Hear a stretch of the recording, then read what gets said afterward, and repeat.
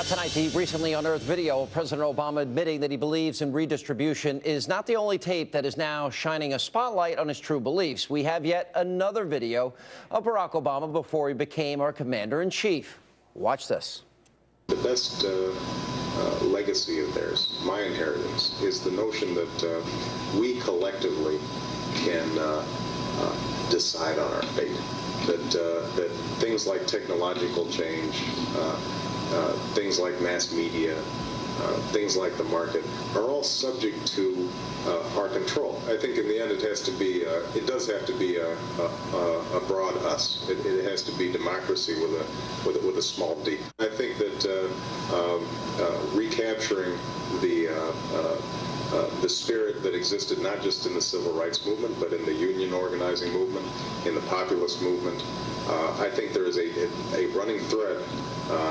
One of the better angels of our nature in this country, which has been the notion that we can sit around the table and find common ground.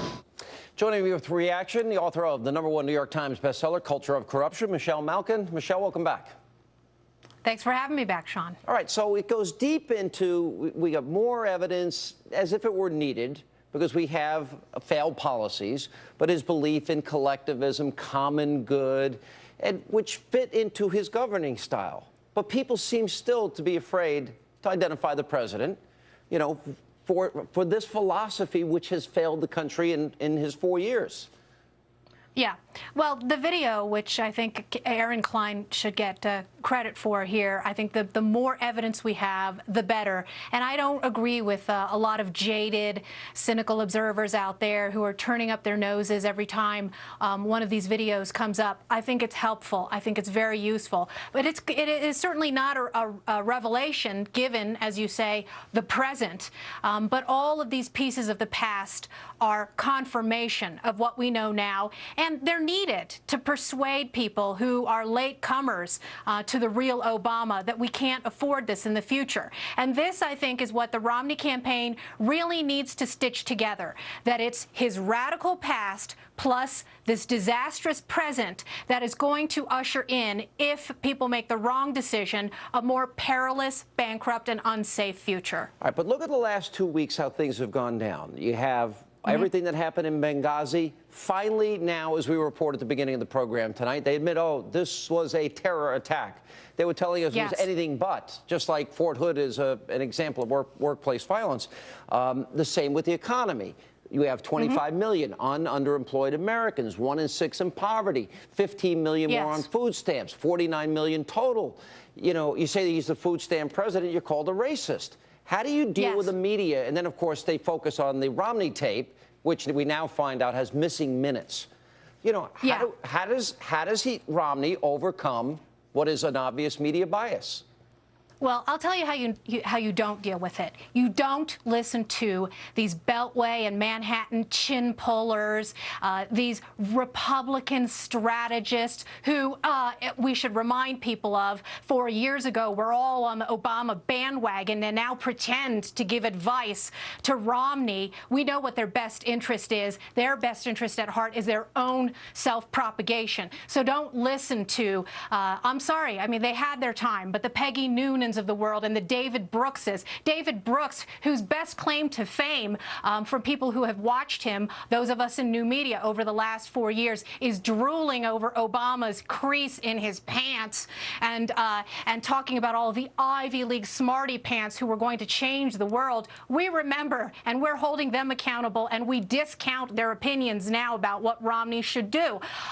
You look at all of the front pages of a lot of these so-called conservative websites, and they're moaning and groaning about how Romney has lost it. But out here in the heartland, outside of that bubble, people aren't paying attention to what David Corn is saying. And to the extent that the video about Romney and the so-called botch and the gaffe that he made is getting out there, I think people now, having seen the fuller context of it, know exactly what Romney was talking about when he was talking about the makers versus the takers. Let me push this a little bit bit further here, and I think missing minutes, I like to know the missing minutes, because why do I suspect deep in my heart that there's more to that story? Whether we'll ever get to the truth of it, especially before the election, is irrelevant.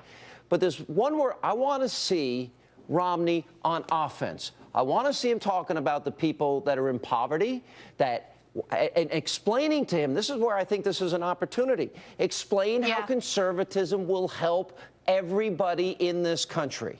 That seems like an opening to me. He did. If you watch the video, the full video, so-called full video that is on Mother Jones, doesn't exist.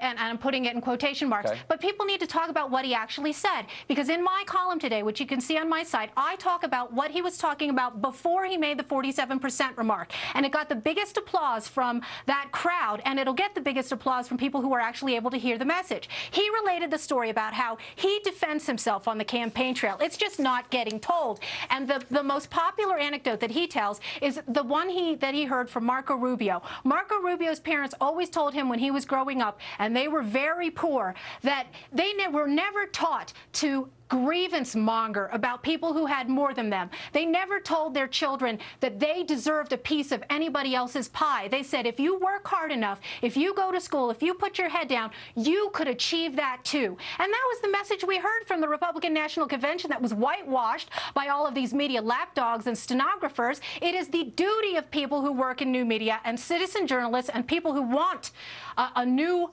inhabitant of the empty chair in the White House in November to tell those stories that are being suppressed by these lapdogs who've whitewashed this radical past, who are overlooking the disastrous present, and who want to ensure a bankrupt future for America. Total sellout media. There is a way to push back. Don't despair. Yes, what you always say, let not your heart be troubled. Well, it's not. This election the final sale's not been made yet. And people understand there's going to be a lot riding on these debates. There's going to be a lot riding on events that we cannot foresee as of this moment. Michelle Malkin, good to see you. You bet. Take care.